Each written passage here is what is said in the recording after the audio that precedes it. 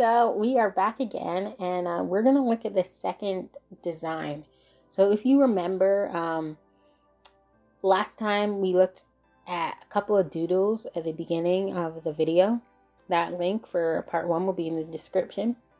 And we looked at those doodles because we were just looking at early development stages of a logo.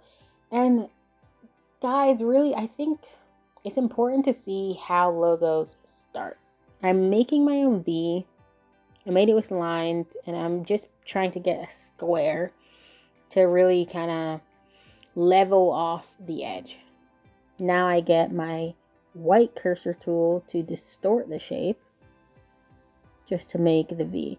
As you see, it's like still a little wonky, but this isn't really the goal right now.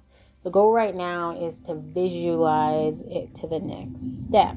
I already have it sketched down really roughly, and now I just want to see it on the computer, be able to move and manipulate it in Adobe Illustrator. So, guys, you'll see with any of these designs that I'm looking at, because there's going to be 3 we're going to be looking at over a couple of videos, I develop them more and more. In the bottom right there, you see that was the first the first logo we looked at in the first video for this company. And yeah, that was like stage 2. This is, if nothing, like what the end result will be. I think to understand design, you need to understand development. Graphic design is all about putting together a puzzle, putting something together for a purpose. There's always an end goal. There's always a plan. There's always a purpose. So even though I'm just fidgeting about here, it may look like I am developing this to its ultimate end. So I'm trying to make my own heart. And you guys would have saw this in one of the doodles. After speaking to the client, having a heart was important to them. It's a part of their mission statement. One of their initial name ideas would have included it, and they want to see if they can incorporate it into the logo. So a heart, this symbol of a heart is very recognizable. It's associated with certain things. So you got to be careful with very easily recognizable symbols, because they can they could associate with a lot of things, and a lot of people recognize what it stands for. But you got to be careful, because is that what you want it to stand for? So work right VT is, if we have a heart logo, that's fine. But it's not about, the heart foundation, or it's not about, it's not like about romance. The associations that come with a heart symbol can be misleading to your client base. So I'm not so worried about that right now. Right now I've made my heart, and I'm trying to make it fit into this V. So what I want is the V in Vermont. But I had this idea that it kind of would have a shadow. Like the shadow, imagine if you shine a bright light in front of an image or yourself, and then you see your shadow as a silhouette behind you. And I was hoping to create this right here. So I was hoping that I could have the V, I could have the word Vermont, or, the rest of the word follow. And we kind of just have it as a subtle shadow there. I didn't want to put the full heart shape with the V, because I wanted the V to still look like a V. So that's what I'm working at right now. And with this one, I stayed like this for a while. I was really trying to work it out, because sometimes I get a spark and I'm kind of like, oh, that would be cool. What if I like, put out this shadow, this projection kind of thing, and the fade in the background looks different. basically there's some ideas that inspire me. With the first one that I just moved, Work Right Vermont with thumbs up, it didn't inspire me too much. I think it was my third idea, and I was the least enthusiastic about it. The heart one, I thought, if I could work it out, it could be cool.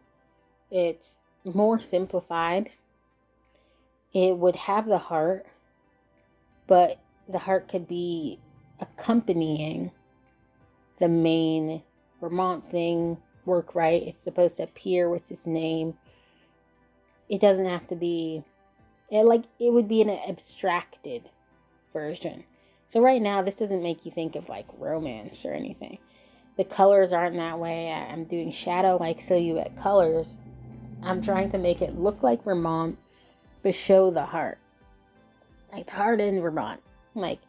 And guys, this company's building up. I will put links in the description once they're getting rolling, and you should really check them out. Especially if you're a Vermonter like I am.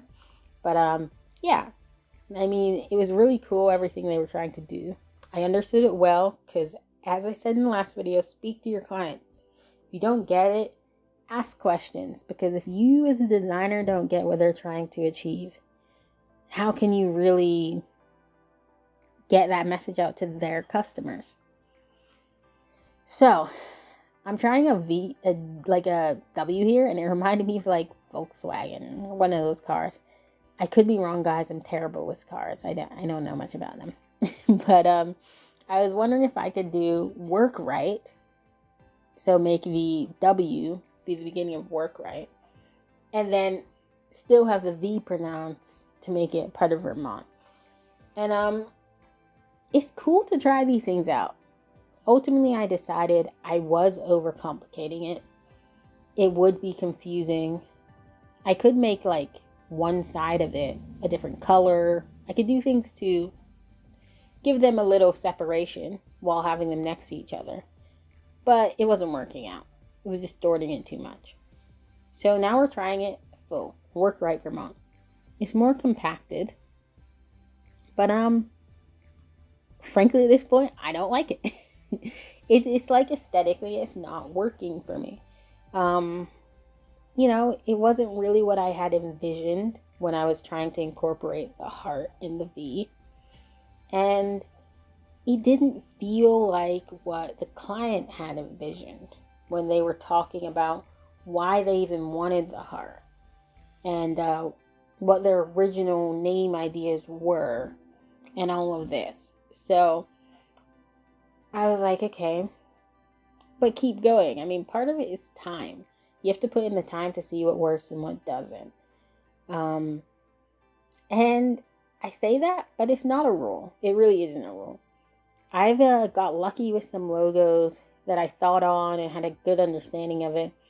I did a doodle and then pretty much immediately it went into the computer. I think it's less about skill and ability, and it's more about awareness and translating that into a good product. So if I really understand what their client wants, I really understand what needs to be presented, I could finish the puzzle and I could create something good. If I don't understand, it doesn't matter how good I am with Adobe software, it doesn't matter how good I am at drawing, it will take me a while to iron out all of the kinks. Okay guys, so now for this one, we're at the end of, what is this, like development stage 3? I say development stage 3 because the first was talking to the client, hashing out ideas, understanding what they're looking for. The second was sketching down ideas. And the third was bringing it into a form more like it would look like at its final development stages.